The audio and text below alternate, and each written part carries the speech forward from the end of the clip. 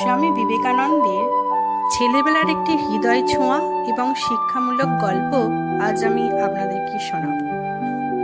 নরেন্দ্রনাথের স্মৃতিশক্তি ছোটবেলা থেকেই ছিল অসাধারণ।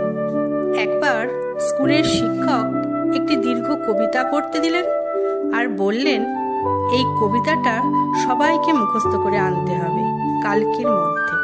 সব ছাত্ররা রীতিমতো চিন্তায় পড়ে গেল। এত বড় কবিতা একদিনে মুখস্থ করা সহজ নয়, কিন্তু নরেন সেই কবিতাটি একবার পড়েই পুরো মুখস্থ করে ফেলল। পরের দিন ক্লাসে শিক্ষক যখন জিজ্ঞাসা করলেন, তখন নরেন দাঁড়িয়ে এক নিঃশ্বাসে পুরো কবিতাটি আবৃত্তি করল। সবাই চমকে গেল। শিক্ষক নরেন্দ্রনাথকে অবাক হয়ে জিজ্ঞাসা করলেন, তুমি কিভাবে এমন করে সব মনে রাখতে পারো?